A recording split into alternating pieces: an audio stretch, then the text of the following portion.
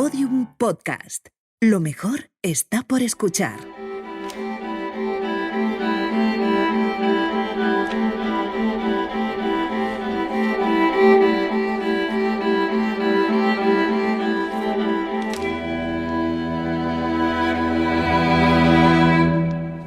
La primera noticia que tuve sobre su existencia fue una tarde que entré en la librería La Central de Madrid, mientras caminaba mirando libros entre las pilas de novedades y las estanterías de clásicos. De pronto me fijé en un libro de la editorial Acantilado. Tenía una de sus portadas siempre tan elegantes, inconfundibles, en rojo y negro. Pero lo que me llamó la atención fue el apellido del autor. Solanes, mi apellido. Se titulaba En tierra ajena. Lo cogí intrigada y leí la solapa. Josep Solanes, Pla de Santa María, 1909. Me dio un vuelco el corazón. Mi padre era de allí, del pueblo de al lado, Figuerola, en Tarragona. Seguí leyendo. Murió en Valencia, Venezuela, en 1991. Se licenció en Medicina por la Universidad de Barcelona en 1932. Tras la Guerra Civil se fue a Francia, donde colaboró con varias publicaciones catalanas. En 1949 se instaló en Caracas, donde se convirtió en un referente de la psiquiatría. Intelectual y humanista, se doctoró en Letras por la Universidad de Toulouse en 1980, a la edad de 71 años. ¿Quién era Josep Solanes? Si lo publica Acantilado quiere decir que es bueno, pensé, pero yo nunca había oído hablar de él. Y mi apellido no es tan común. ¿Tendría este Solanes algo que ver conmigo? Supongo que el impulso más normal hubiera sido comprar el libro, pero no lo hice. Lo volví a dejar en su sitio, con cuidado. Lo aplacé igual que había aplazado durante toda mi vida el deseo de volver algún día a esa tierra de donde era mi padre. Era una de esas cosas que se dejan pendientes mientras te convences de que ya las harás algún día, que ya llegará el momento. Y mientras, el tiempo pasa. Mi padre murió cuando yo tenía 15 años y desde entonces la relación con esa parte de mi familia catalana se cortó para siempre. Nunca más volvimos a aquel pueblo en la montaña de Tarragona, donde habíamos pasado algunos veranos y vacaciones de Semana Santa, cuando mis hermanas y yo éramos aún muy niñas. Nunca más tuve un pueblo. Y nunca más volvimos a ver a mis tías, las dos hermanas mayores de mi padre, ni a sus hijos, unos primos a los que sí habíamos tratado de pequeñas. Todo eso quedó enterrado.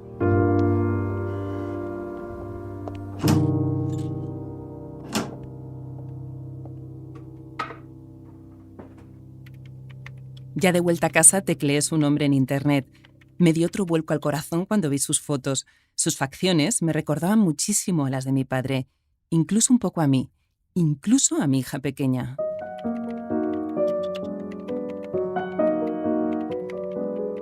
Josep Solanes fue una eminencia de la psiquiatría en Venezuela y, sin embargo, en España apenas se le conoce. Su figura está rodeada de misterio. Por su fecha de nacimiento, en 1909, podría ser un hermano de mi abuelo o un primo. Claro que también cabía la posibilidad de que me lo estuviera imaginando todo. ¿Éramos familia? Empecé a investigar. Encontré algunos artículos. Navegué por internet buscando sus huellas. Leí su historia. Era la historia de un brillante psiquiatra e intelectual exiliado que dedicó toda su vida precisamente a escribir sobre el exilio.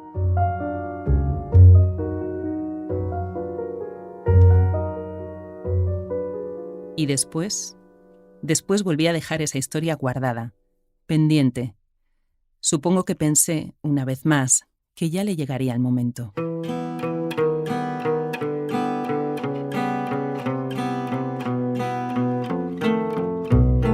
Familia de Libro, un podcast de Ana Solanes para Podium Podcast.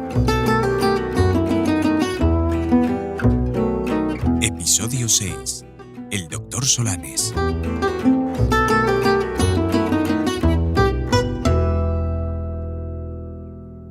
Y el momento llegó porque las historias, si tienen que volver, vuelven. Y la del Dr. Solanes volvió a mí hace justo un año. Estaba empezando a reunir los capítulos que formarían esta serie de Familia de Libro y solo me faltaba uno, el último. Decidí que sería esta la última historia cuando escuché el mensaje de audio que me envió desde Barcelona mi amiga Cristina. Era muy corto y venía acompañado de la foto de un texto en el que hablaban de Solanes. Oye, Ana, a ver si habré encontrado a alguien de tu familia, porque mira que esta gente era de Tarragona y tu padre también, ¿no? Josep Solanes, un gran psiquiatra. Vamos a investigar, ¿eh? Le expliqué en otro mensaje que sí sabía quién era, que yo también pensé que era un familiar mío cuando encontré un libro suyo hacía años. Esos rasgos de ese señor son los rasgos de mi padre. Y ese pueblo, no es que sea Tarragona, es que se puede ir andando al pueblo de mi padre. O sea, yo iba a ese pueblo en bicicleta. O sea, que están como unidos los pueblos, que son muy pequeñitos. Cristina había encontrado varias veces el nombre de Solanes en una exposición del CCCB sobre Francesc Tosquelles, otro psiquiatra catalán que junto con Solanes y algunos más revolucionaron la psiquiatría en los años 30. En la Europa de los fascismos, estos médicos se vieron influidos por las ideas que traían de Centroeuropa un grupo de psiquiatras que, huyendo de los nazis, buscaron refugio en Barcelona. Ellos cambiaron la idea que se tenía de la locura y del trato a los enfermos, primero en Cataluña y después desde su exilio en Francia. Mientras hoy se discute en el Parlamento la atención a la salud mental, hace casi un siglo aquellos médicos ya insistían en que había que humanizar el trato a los enfermos mentales. No se les debía aislar de la sociedad. Fueron pioneros en una época en la que los psiquiátricos aún se asociaban al electroshock, el aislamiento y las camisas de fuerza. Según ellos, más que curar a los enfermos, había que curar las instituciones. Crearon la llamada terapia ocupacional y fomentaron la utilización del arte como terapia. Los enfermos mentales pintaban, escribían, se expresaban y seguían participando en la sociedad, en lugar de estar aislados y medicados hasta convertirse en casi muertos en vida. Se preguntaban, ¿qué es estar loco y qué es ser normal? Hay muchos enfermos que hace 50 años que están en manicomio y si le preguntas si es vivo o muerto, te dirán, no me morí el día mismo que entré en el manicomio. El manicomio es un cementerio de gente viva. Este es Tosquelles, en un documental de Enric Miró que rescata su figura, igual que la exposición. Este psiquiatra algo excéntrico y con aspecto de clown, amigo y compañero de armas de Solanes, había pasado en los últimos años de ser un completo desconocido a protagonizar muestras internacionales, conferencias, libros y películas. En la exposición, entre las obras de artistas e intelectuales de la época con los que se relacionaban, sobre todo con los surrealistas, aparecía el nombre de Josep Solanes en cartas, documentos y revistas médicas y literarias de vanguardia. Sin embargo, de aquel supuesto tío abuelo había muy poca información.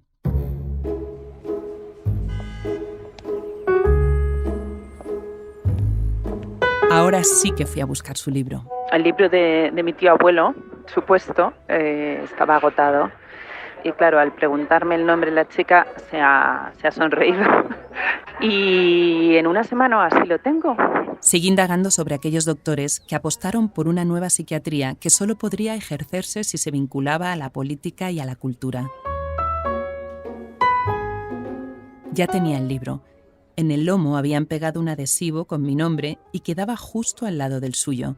De alguna forma ya estábamos unidos, Josep y yo, Solanes los dos. Me quedaba averiguar si había vínculos más allá de esa pegatina.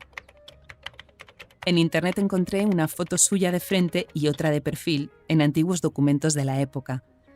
Aparece un carné de identidad francés fechado en Toulouse, donde se exilió cuando acabó la guerra. Ahí se le ve en blanco y negro. La frente amplia, la nariz algo respingona, como un tobogán, la mandíbula más bien cuadrada y una pequeña hendidura dividiendo la barbilla. Aparecía muy serio, incluso un poco triste. ¿Por qué esa tristeza?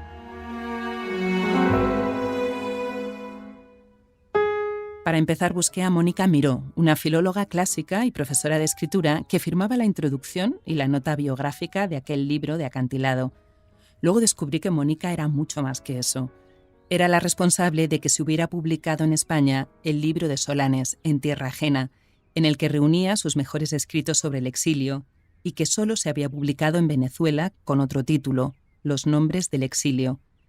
Mónica había dedicado 6 años de su vida a rastrear la figura del psiquiatra y humanista, en Cataluña primero, después en Francia y finalmente en Venezuela. Hola, Mónica. Sí, Ana, perdona. ¿Qué tal? Recibí tu mensaje. Yo lo primero que pensé es, a ver si será, bueno, alguna pariente lejana, pero tú no procedes del campo de Tarragona Sí, es que sí procedo de ahí. Entonces de ahí viene la historia. En Cataluña es más corriente el apellido Solanes, pero yo soy de Madrid. Entonces, claro, yo cuando di ese libro pensé, es que tiene que ser familia mía. O sea, es muy probable, porque sí. él tenía familia por toda esa zona y entonces puede ser que fuera pues un tío. Mónica me contó que se había encontrado casualmente con unos escritos de Solanes y que quedó fascinada. Sí, me pareció extraordinario, ¿no? La forma de narrar el exilio desde su perspectiva de exiliado, pero también de médico psiquiatra, sí. Desde su perspectiva fenomenológica, o sea, me encantó. Empezó a buscar el rastro de Solanes en Venezuela y dio con una tal Rosalía Solanes, una ceramista que había expuesto sus obras en una galería de arte. Les preguntó si aquella artista era la hija del primer catedrático de psiquiatría que hubo en Venezuela, y a partir de entonces Mónica y Rosalía comenzaron una colaboración que se convirtió en una amistad durante 8 años. Fue muy emocionante, la verdad, porque de ver a esa mujer casi llorando, de que alguien en Cataluña se acordaba de su padre, porque claro, en Venezuela le habían hecho homenajes, y aquí en Cataluña pues nadie, ¿no? Prácticamente nadie. Que alguien se interesara por la obra y que le hablara también de su padre, pues la mujer estaba muy emocionada, porque además su padre era un estudioso, o sea, del típico estudioso. No era un gran padre cariñoso, afectuoso, no, era un hombre que estaba toda la vida o en la universidad o en su biblioteca o en su despacho, porque en ese momento pues Solanes era muy conocido, ¿no? Y tenía mucho trabajo como médico, como intelectual, como todo. Rosalía decidió ayudar a Mónica en su investigación. Se gastaba sus ahorros en fotocopiar y escanear para ella centenares de textos inéditos de su padre. Le envió sus cartas con otros intelectuales de primera línea y hasta le escribió a mano un índice de su impresionante biblioteca.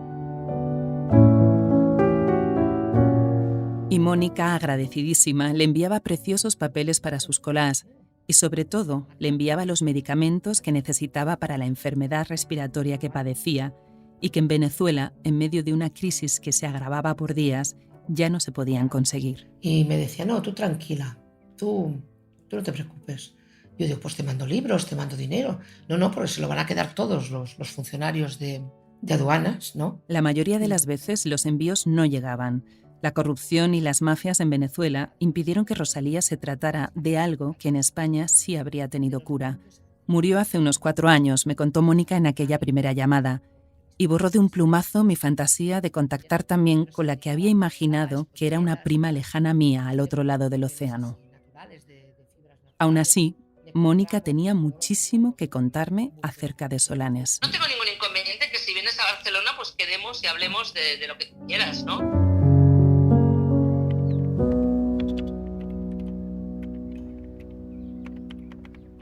Mientras cuadraba fechas para viajar a Barcelona, encontré a otra entusiasta de Solanes, Maripaz Balibrea, una profesora de la Universidad de Londres que también estaba investigando sobre él. Le mandé un email y me contestó al minuto, como si fuera cosa de magia, porque justo en ese momento estaba en París buscando alguna huella del paso de Solanes por el Hospital de Saint-Anne, otro de los centros donde había puesto en práctica sus novedosas ideas. La creación en el arte permite una manera de expresión que sana. Esa es la idea, ¿no? Me contó que, a diferencia de otros exiliados españoles en Francia que vivieron experiencias durísimas en campos de concentración, estos psiquiatras tuvieron la suerte de contar con una red solidaria de médicos al otro lado de la frontera. Les acogieron y les dieron puestos en diferentes hospitales, a pesar de que muy pronto también allí iba a llegar la guerra y la organización de la resistencia.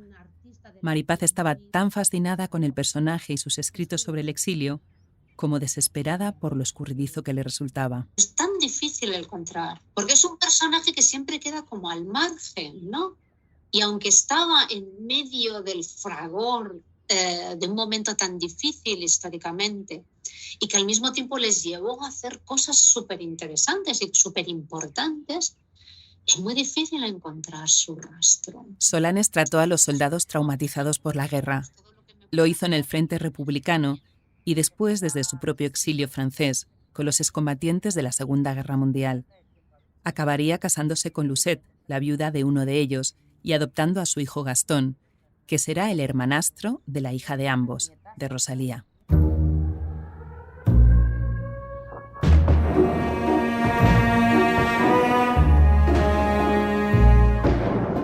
los años 40 había una enorme comunidad de exiliados españoles en la zona de Toulouse, a la que se sumaron enseguida los judíos y la gente huyendo de todas partes. En medio de una Europa devastada por la guerra, Solanes se preguntaba si no debería existir una rama de la psiquiatría que se especializara en tratar el exilio como una patología, como una enfermedad del alma que no tiene cura.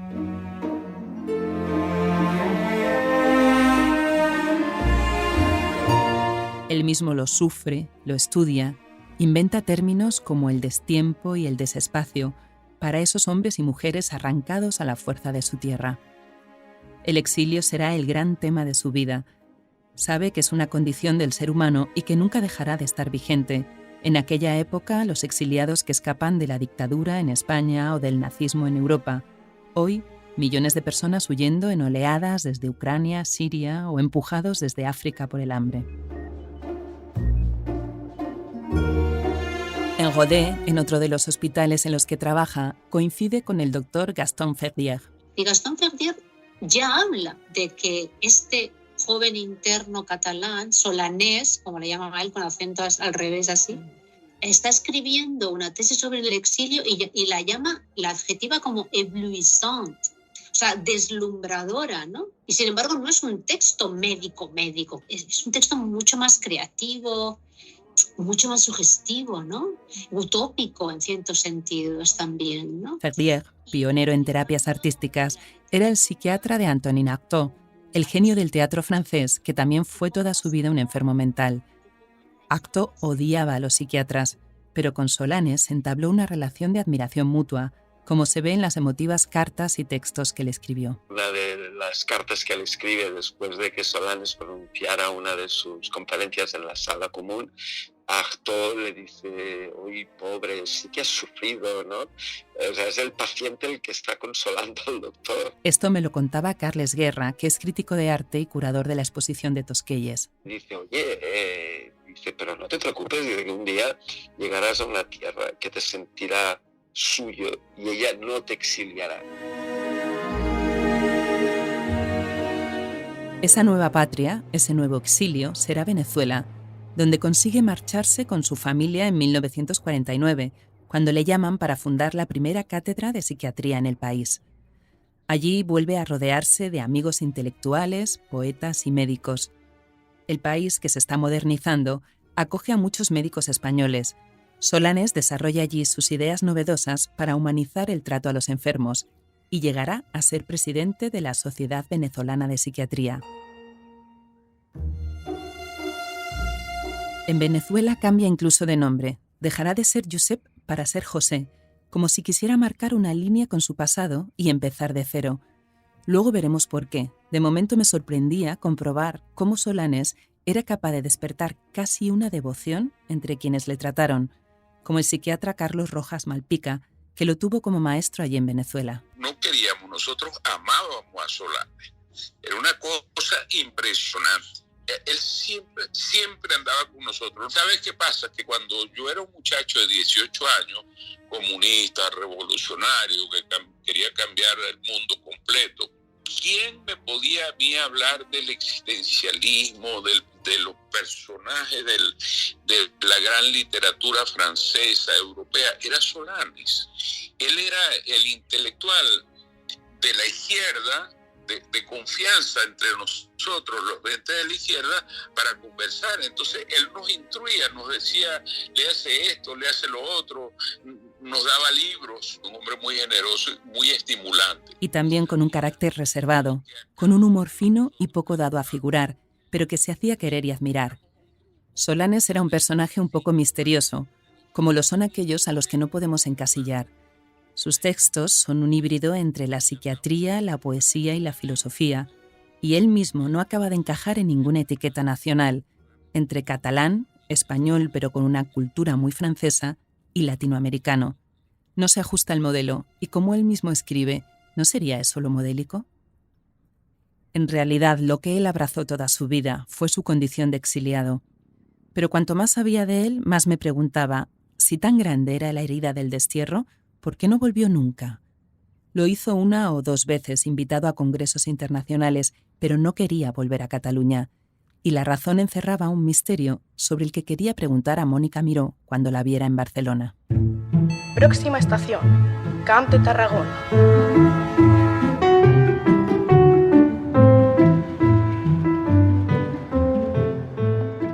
Cada vez que he cogido el AVE de Madrid a Barcelona y han anunciado por megafonía la estación Camp de Tarragona, cada vez durante años y años he pensado que muy cerca debía estar el pueblo al que nunca volví.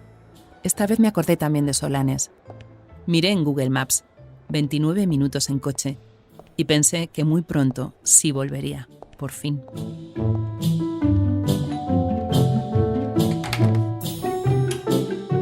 Mónica Miró me esperaba en su casa del centro de Barcelona con montañas de papeles, fotocopias, manuscritos, sobres con documentos, archivos, fotos. Bueno, yo me lo pasé muy bien, además, investigando sobre esto, porque a mí me fascinaba todo lo que hizo este hombre y cómo escribía. Y tienes todo lo que es la tesis y luego, pues eso, la correspondencia, que está inédita, textos suyos inéditos. Llevaba un tiempo sin volver a Solanes, desde la publicación del libro en 2016, pero le había dedicado muchos años. Lo tenía todo. Tiene correspondencia con Gregorio Marañón, tiene correspondencia... Tras la muerte de Rosalía, la hija de Solanes, Mónica siguió en contacto con su sobrino Alexis, pero ahora le había perdido la pista y teme que el legado de Solanes se pierda. Es fácil imaginar que habrán dejado la casa y con la situación precaria que se vive en Venezuela, no sabe qué habrá sido de su biblioteca, de sus libros inéditos o los originales de las cartas. Desde que estuve allí le hemos escrito varias veces, pero seguimos sin tener noticias. Quiero imaginar que no han dejado perder todo el legado, pero no tengo ni idea. Y aún quedaba una pregunta pendiente. Toda su vida reflexionando sobre el exilio y él, ¿por qué no quiso volver nunca a su tierra? Y ahora ya lo puedo decir, porque no lo dije en el libro, porque Rosalía estaba viva y Rosalía nunca me habló de esto, es que Solanes había estado casado aquí con una enfermera catalana que había muerto. Bueno, era su gran amor, ¿no? Y quedó tan absolutamente, traumatizado y triste por esta muerte que él dijo que no quería regresar a Cataluña. Ahí estaba la razón, pero nunca hablaba de ello. Ni su hija ni sus amigos lo sabían. No hablaban de eso, no hablaban de eso. Era una cosa voluntaria, una represión brutal sobre esa parte de su vida. Nunca habló de eso. Él nunca me dijo nada de eso. Pero poco a poco, según aumenta el interés sobre su figura y ese halo de misterio que la rodea, van saliendo más datos. Ahora sabemos que en septiembre del 39 cruzó a pie la frontera con su primera mujer, Josefina. Entonces Josefina está embarazada, cruzan la frontera y de un ataque de apendicitis pues muere ella y muere la criatura que llevaba dentro. Entonces, claro, esto para Solanes debió ser como una especie encima del exilio ya pierdes a tu mujer y pierdes a la criatura que esperas. Y yo creo que eso debió hacer que Solanes creara una especie de línea divisoria en el tiempo, que lo de antes lo tuvo que dejar atrás de una manera muy, muy radical.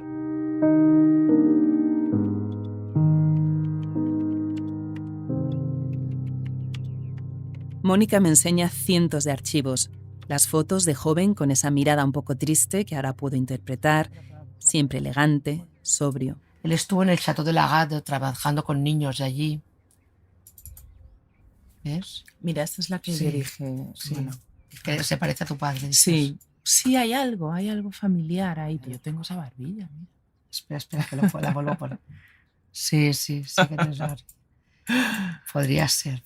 ¿Cómo se investiga esto, tú que sabes más? Claro, tendrías que mirar si hay algo en los archivos parroquiales, pero claro, muchos archivos parroquiales de la provincia de Tarragona se quemaron durante la creación. Mónica buscaba conexiones entre parientes, apellidos y lugares que se repetían en sus cientos de archivos. En Figuerola pasó algo también, yo tengo algo de Figuerola, sí, de algún pariente, creo. Nascut a Figuerola, ¿ves?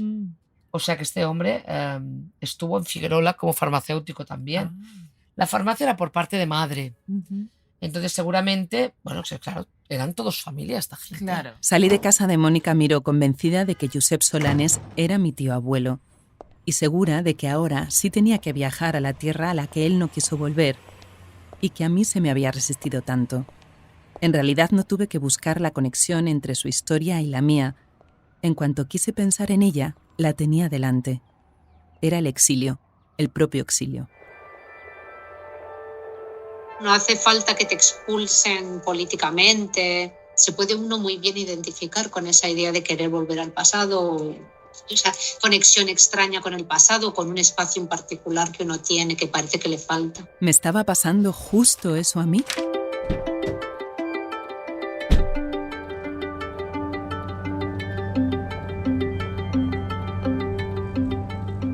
Llegó el verano y ya no tenía excusa para no hacer el viaje que llevaba toda mi vida aplazando. Tenía que seguir con mi investigación, ya por fin sobre el terreno. ¿Qué es el pueblo? ¿El pueblo qué? ¿El pueblo de mamá? Volvía con mi familia de unas vacaciones en Francia. Habíamos dejado a mi hijo mayor en un campamento y el plan era completar la vuelta a Madrid en 2 días. Iba con Marina, mi hija de 4 años, y con Jaime, su padre. Decidimos hacer noche en algún lugar cerca de Tarragona para pasar al día siguiente por Figuerola y por el Pla de Santa María, los pueblos casi unidos de mi padre y de Solanes. Pues yo he visto una iglesia, creo. Lo he visto con estas casitas. ¿No? ¿No es este? Este es un pueblo, sí. A ver si vemos la farmacia también, porque hay 2 investigaciones. Una en el pueblo y otra en el pueblito de al lado, que es este. Él era del Pla, el Josep. Sí. Hola, Aquí hay una Josep. iglesia románica muy bonita. Hola, Josep. Hola, venimos a verte, Josep. ¿Quién es Josep? Josep. Uno, es uno que no sabemos si era el tío abuelo de mamá. Se apellida Solanes, o sea que algo es. Y además era de aquí. Pero era un 31 de julio y además era domingo. Esas escenas que yo me había imaginado como de investigadora que pide partidas de nacimiento en los archivos parroquiales o que visita la antigua farmacia y se encuentra con familiares remotos, esas escenas no se iban a producir. Por si fuera poco, el día antes, ya de viaje en el coche, se me ocurrió buscar en Google el nombre de mi tía, la hermana de mi padre que vivía allí en Figuerola, y a la que yo recordaba llevándome de la mano al huerto a recoger fresas y lo bien que olía, o a dar de comer a un cerdo gigante y lo mal que olía, con una mezcla de miedo y fascinación. Parte del plan, además de buscar un rastro de Solanes, era encontrar la casa de mi tía y saludarla. Pero al teclear Nuria Solanes, me salió una especie de esquela virtual, como que había fallecido hacía ya unos 10 años. No me pareció raro, puesto que calculé que ya tendría unos 85 años, pero me invadió una tristeza que ni yo misma entendía muy bien, si llevaba casi 40 años sin verla. Era como la pena que nos da cuando cierran un lugar al que no vamos nunca, pero podríamos ir. De igual forma, yo pensaba que algún día podría volver a ver a la tía Nuri, y ahora descubría que esa posibilidad se había esfumado para siempre. Mira, esto es, aquí pone el cartel. Era el pueblo de mamá. Casas y casas y casas y casas. Yo ya estaba pensando en dejar el viaje para otro momento, porque era domingo, porque hacía mucho calor, porque no iba a encontrar a nadie, porque nos esperaba un viaje aún muy largo de vuelta a Madrid, porque teníamos unos quesos franceses derritiéndose en el coche. Supongo que lo que pasaba es que tenía miedo de volver y descubrir que ya no quedaba en pie ninguno de mis recuerdos. Temía que el pueblo se hubiera llenado de casas modernas y feas. Me daba vértigo lo que me pudiera encontrar, o incluso si no encontraba nada, prefería quedarme con mis recuerdos de niña. Ay, el cementerio, que me daba miedo, porque a mí me dan miedo los cementerios. A mí no me da miedo los cementerios. Cristina, zona esportiva. Mami. Sí, es ahí. ¿El qué? Y la casa o algo. Por suerte no me hicieron ni caso y allí estábamos entrando en Figuerola. Reviví los nervios que tenía cada vez que llegábamos en el SEAT 131 amarillo plátano de mi padre cuando éramos pequeñas.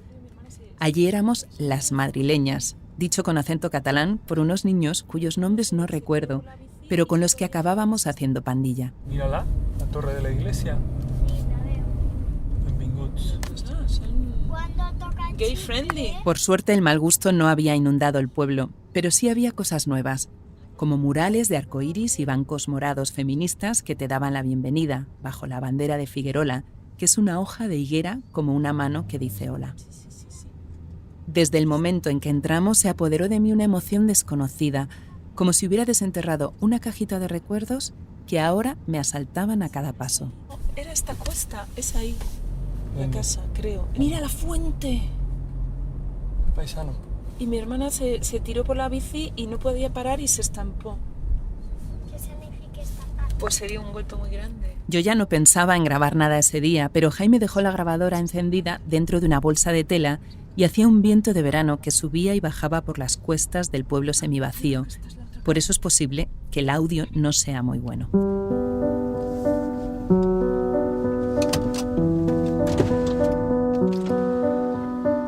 Aparcamos al lado de lo que llamábamos la pista, que de pequeña me parecía el mejor lugar del planeta, y más cuando me enteré que la había mandado construir mi abuelo cuando fue alcalde de Figuerola.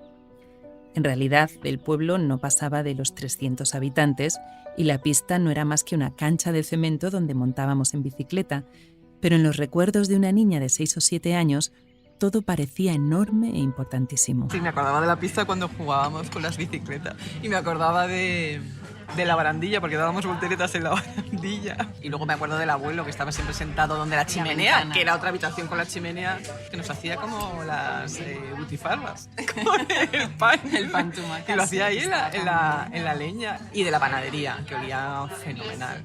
¿No? Del horno, las cocas de la panadería, qué buenas eran y qué bien olía. Y olía todo el pueblo, en realidad. Esta es mi hermana Rosy. Solo es 1 año y medio mayor que yo, así que en todos los recuerdos del pueblo está ella, que dormía junto a mí, acurrucadas y aplastadas por 1000 mantas, en una cama enorme que se hundía por el centro. La habitación se comunicaba por una ventanita con la de al lado, y mi padre la usaba como un teatro para hacernos marionetas con un oso azul despeluchado. Un día, ya en Madrid, tomando un café, le pregunté a mi hermana qué recuerdos tenía ella de Figuerola, porque sabía que iba a ser divertido contrastarlos con los míos. Me acuerdo del huerto, cuando íbamos y nos llevaban en el carrito a la huerta, en el carro este de... Sí, hemos ido en carro allí. Pero las tierras. Aquellas. Claro, pero había un huerto donde estaba también el cerdo. ¿Te acuerdas? Ese cerdo tan grande que daba miedo. Figuerola está en una montaña en la Sierra de Miramar. Imagino que tendrá un nombre, pero para nosotras siempre fue la montaña. Y un verano se quemó. Ese día yo había acompañado a mi padre a la ciudad a comprarse unas alpargatas de color crudo, y cuando volvimos todo estaba en llamas. Recuerdo a mi padre y a otros vecinos correr con cubos para apagar el fuego. Recuerdo cómo volvió con las zapatillas y la cara y toda la ropa negra por el humo.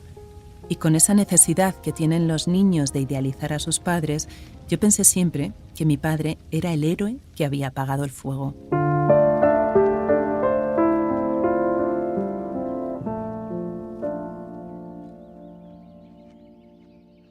Le iba contando esta historia a Marina, que desde entonces me la pide una y otra vez, mientras recorríamos las cuestas del pueblo, reconociendo rincones y buscando esa casa enorme de mis abuelos, donde nos quedábamos de niñas. ¿Esta de aquí que estamos pasando? Me parece que sí. Sí. Pues tiene muy buena pinta. A mí me gustaría entrar. Bueno, vamos a ver un poco más. Estamos investigando. Vamos a preguntar a la gente, a ver quién conoce a tu padre. Entonces, ¿la primera que has dicho es la de tu padre o qué? Creo que sí. Si podemos entrar, entramos. Sí, mira, huele a higos. O sea, higueras. Cooperativa agrícola de Figuerola. Esto es el bar. Es esto. Una cooperativa agrícola. Sí. El único bar del pueblo, un bonito edificio de 1921, se había conservado igual, con un cartel de cooperativa agrícola en la fachada y ahora otro de clases de yoga en la puerta. Estaba cerrado por obras, así que no teníamos muy claro dónde íbamos a comer. Se acercaba la hora y no habíamos visto a nadie por el pueblo a quien preguntar, aunque tampoco yo sabía muy bien qué preguntas hacer. Campanas, miedo. Entonces vi a 2 señoras que bajaban la cuesta despidiéndose. Vale, que vagi bé, adéu. Adéu.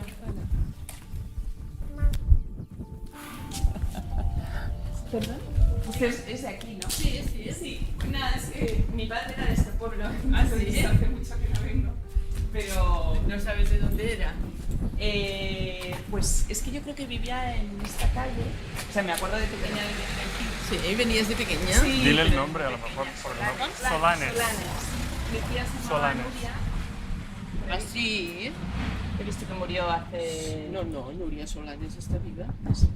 Ah, pues es mi tía, será muy mayor. ¿Tu padre que era Francisco? Sí, sí. Ay, qué emoción, por favor. Que lo conozco. No me podía creer que la primera mujer con la que hablaba en el pueblo me dijera que mi tía estaba viva y que se acordaba de mi padre. Me acuerdo de cuando veníais con tu padre y estabais en el terrado de... Vivía en... También me habló de mi otra tía, Pepita, la mayor, y de mi tío. Este señor se murió hace 2 meses o así. Ah, sí. Pero ellos vivían en Madrid, ¿no? Sí, viven en Madrid, pero ahora ella está aquí. Y está en la casa esta. Ah, sí. Entonces las dos tías viven. Las 2 tías viven. Una de las tías es tía mía. La ¿Ah, sí? Nuria. O sea la que- Nuri. Porque se casó con un hermano de mi madre. O sea... La teta Roberto. Roberto. Mi tío ve muy poco. O sea, tu tío es mi tío. Claro, tu tío es mi tío. Somos como primas lejanas. Yo imagino que una escena así quizá no sea tan extraña en un pueblo pequeño, pero no me lo podía creer. Había parado por casualidad a una mujer, Pilar, que se acordaba de habernos visto allí con mi padre en los años 80, cuando éramos muy pequeñas. 3. Yo era la pequeña. Las 3 niñas, ¿no? Sí, sí. Pues yo me acuerdo incluso de tu padre que te cantaba canciones en el terrado y todo esto. Sí, las nenas macas,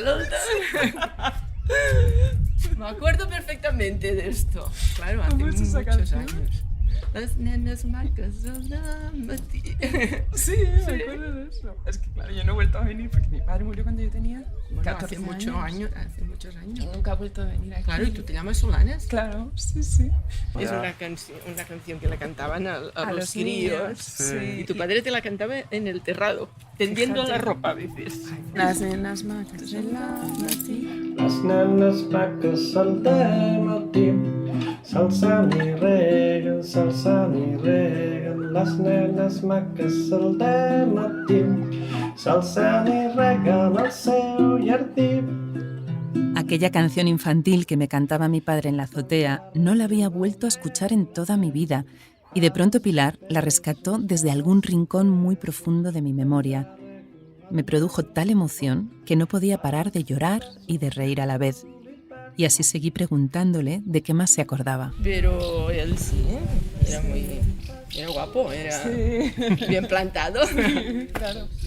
Claro, a él le gustaba mucho venir y nos traía de Claro, pequeños. porque bueno, él había nacido aquí, es Claro. normal. Catalán no debes entender nada. Sí que entiendo, Algo un poco. entiendo, porque yo lo escuché Ya. y luego hablo italiano, sí, entre unas cosas y Se otras parece un se poco. parece. Y es esa casa, ¿verdad? Es esa casa de aquí. Bueno, pues me va a hacer como mucha emoción. Oye, un Hombre, placer sí. conocerte. Yo Tengo no sé si moscas tengo, no, por el las teléfono piernas. de mi tío sí que tengo teléfono, pero yo no sé Sí. si te pareces un poco a tu padre. ¿Puedes ser? Eso lo han dicho siempre. Yo le he contado que cuando yo venía aquí de pequeña, la gente del pueblo, todos, ay, ¿cómo se parece? ¿Cómo se Porque Yo la que hace me muchos parecía- años, pero al mirarte Sí. en la cara veo que sí. Sí, ahora he llorado, un mal día, pero, pero sí. Bueno, Son pero es que- recuerdos. Y me hace Pero mucha está muy ilusión bonito. que digas que era un señor guapo. Es que lo era muy bien plantado. Y antes la gente del pueblo pues íbamos más sencillos y él ya venía todo Bueno, y era como señor. abogado, tal, sí. Lástima que se murió tan pronto. Ya, con 50 años. ¿Que es de infarto se murió? De cáncer. Claro, yo era una niña, entonces no mantienes el vínculo porque si no y todo, y nunca más volvimos a ver a nadie. No, de la familia, desde que se murió tu padre. Nunca más. Mis 2 tías, las 2 hermanas mayores de mi padre, estaban vivas y estaban allí mismo, a solo unos metros. Tenía que asimilar esa información. Pilar nos señaló cuáles eran sus casas y nos dijo dónde podíamos comer, al lado de la iglesia, en un restaurante provisional con vistas a los tejados y al campo. Las chicas que lo llevaban nos contaron que se ocuparían también del bar casino, que las obras iban a respetar la estética de hacía un siglo, que el pueblo se había rejuvenecido. Lo sabían todo de Figuerola, incluso cuál era la mejor hora para pasar por casa de mis tíos, puesto que ellas les llevaban el pan a diario y sabían que no dormían siesta. Yo seguía un poco en shock de tanta emoción y en ese estado fuimos a buscar la casa.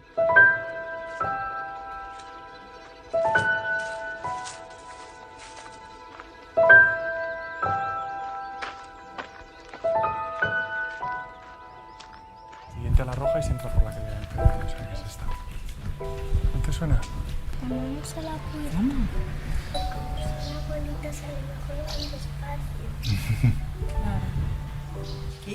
Uy. Hola. Hola.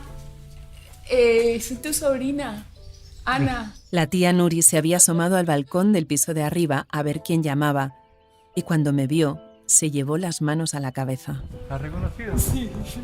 ¿Sí? ¿Está muy parecida? Sí.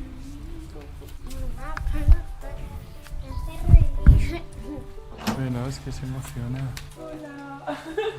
¿Te acuerdas de mí?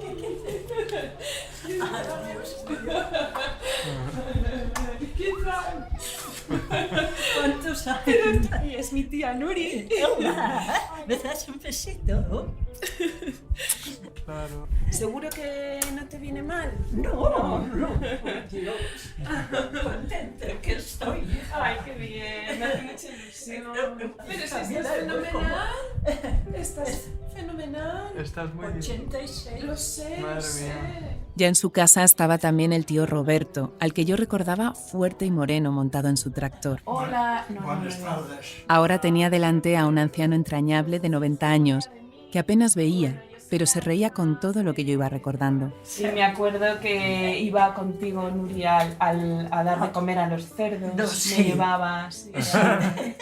Y al huerto. Al huerto, sí. Sí que se acuerda de cosas. Me hablaron de sus hijos, hasta llamé a una prima por teléfono, de los nietos, fotos de unos y de otros, recuerdos de la casa, del huerto, de cuando vi cómo desollaban a un conejo en esa cocina y decidí que jamás iba a comer conejo. ¿Por qué no olvidaremos nunca las cosas que nos pasan en la infancia? Les pregunté si les sonaba a un tal Josep Solanes y no parecían saber, así que nos quedamos un rato más saltando de recuerdo en recuerdo. A este viaje emocional aún le quedaba la siguiente parada, la casa en la que nos quedábamos cuando íbamos a Figuerola. ¿Por qué recordamos cada rincón de las casas que hemos habitado de niños? Me acordaba mucho de la casa, porque la casa era muy... Para nosotros que éramos tan pequeñas era como muy grande. Y me acordaba de las puertas secretas, que aparecían puertas en todas partes. Y eso me gustaba mucho cuando subía. La puerta esa que subía hacia el gallinero y hacia las terrazas. Tenía como terracitas pequeñas y luego subías, abrías otra puerta y había otra escalerita que subía más. Y me acuerdo de las camas, de la sensación esa de frío de entrar en la cama.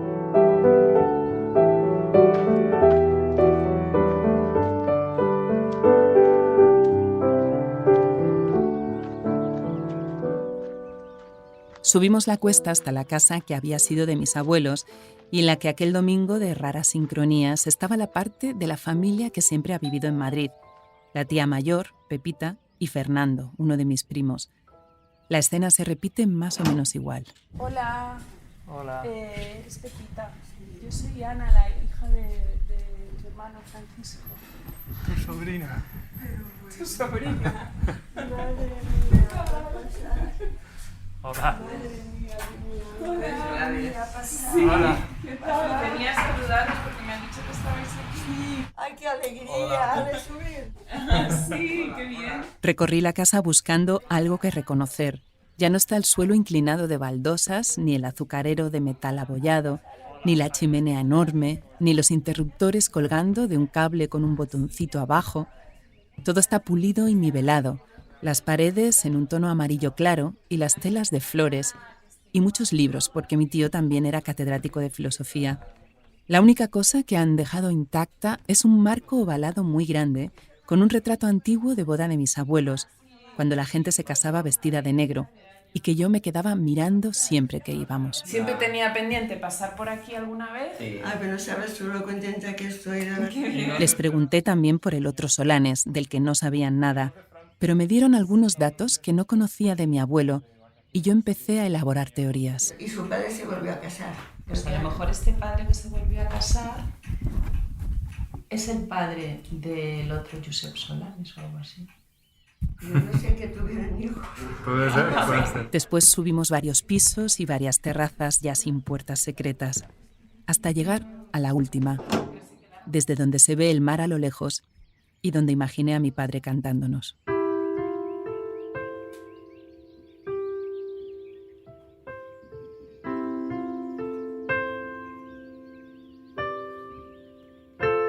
Entonces, terminamos ya. Salieron a despedirnos.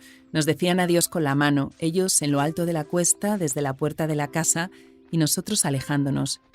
Y yo pensando si ahora no sería de verdad la última vez que los viera.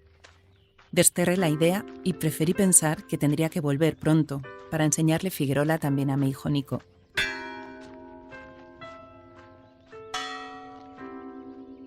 Ya cerca del coche nos volvimos a encontrar a Pilar y nos enseñó que allí mismo, detrás de la pista, había una piscina que no habíamos visto antes. La piscina pareció como un oasis después de tanta emoción y tanto calor. No podía haber un plan mejor antes de volver a Madrid.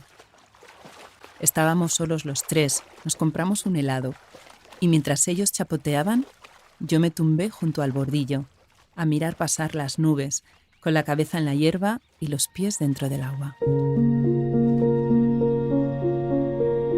Ya volviendo, pasamos por la farmacia cerrada que había sido de la familia de Josep.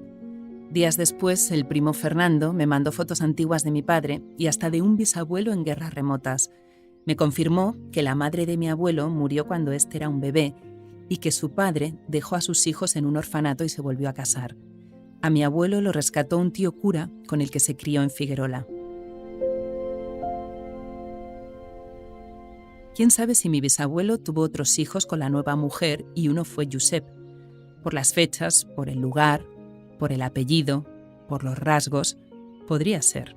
Y quizá no lo saben porque él nunca habló de su primera familia, igual que Josep no hablaba nunca del trauma de su primera mujer y yo de niña tampoco hablaba mucho de mi padre, porque supongo que no sabía muy bien qué decir y que tampoco quería dar pena.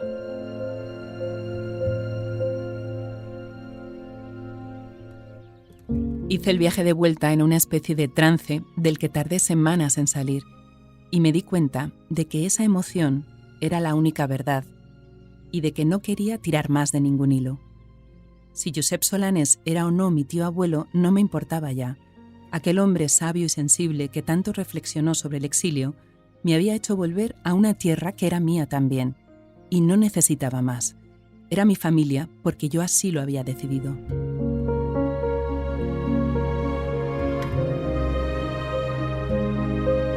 Con mi tío abuelo cerraba además esta serie de historias en las que siempre hay una pregunta de fondo. ¿Qué es realmente la familia? ¿Son solo aquellos que comparten nuestro ADN o son también quienes nos importan y a los que nos unen otros lazos invisibles? Yo ya no necesitaba las respuestas, me bastaba con haberme hecho las preguntas.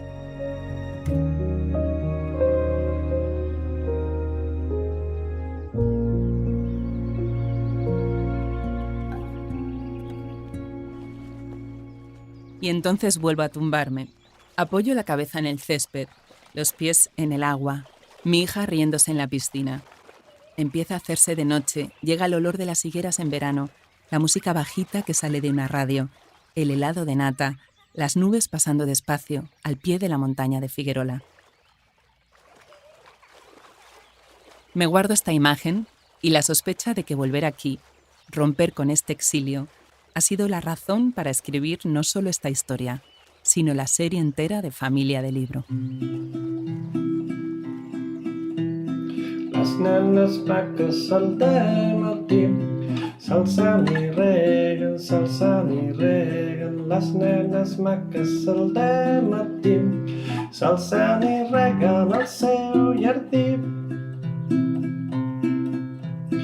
Jo també rego el meu hortet, faves i pèsols, jo també rego el meu hortet, faves i pèsols i julivert. Julivert meu, com t'has quedat? Sense cap fulla, julivert meu, com t'has quedat? Sense cap fulla i el cap pelat.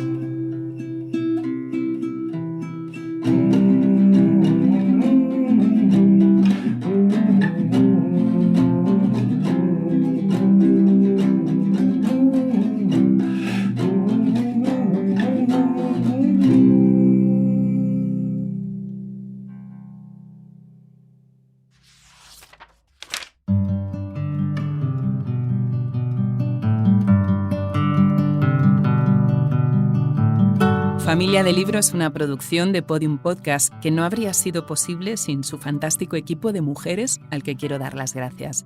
A Elizabeth Búa por el arte y el amor que le ha puesto al diseño sonoro, a Ana Rivera por la cuidadosa edición, a Lourdes Moreno Cazalla por su eficiente producción ejecutiva, a María Jesús Espinosa de los Monteros al frente de todos, gracias por darle un sí a este proyecto desde el día en que le conté la idea. También gracias a Jesús Blanquiño por ponerle voz a los créditos y a la agencia Player por crear junto con Lourdes la preciosa línea gráfica. Pero hay otra mucha gente a la que quiero dar las gracias ahora que termina la serie, empezando por las familias que me han abierto su casa y su corazón y que me han contado sus historias más íntimas, convencidos de que podrían ayudar o inspirar a otros. Gracias a la familia de Andrea, a Carolina, a Lucía y a Enrique, a Judith y Mavi, a Carmen y su tribu, y a los que conocieron o no al Dr. Solanes. Y gracias a un montón de amigos que me han acompañado todos estos meses mientras Familia de Libro se hacía real. A Iván por regalarme la canción que va en este último episodio, a Nuria Pérez por la confianza y las infinitas charlas, a María y Fernando por hablarme de Judith y escuchar mis historias con oídos amigos, a Cristina por estar siempre ahí para inspirarme y para reír, y a Jaime, Nico y Marina, que son mi familia real, por permitirme que les haya regalado mucho de su tiempo a esta otra familia de Libro. Gracias por no hacerme caso cuando he dudado sobre si tenía o no tenía una historia y por ayudarme a entender que siempre hay una historia. Se suele decir que hay que saber contarla, pero lo que creo sobre todo es que hay que saber escucharla. Así que gracias también a ti por escuchar.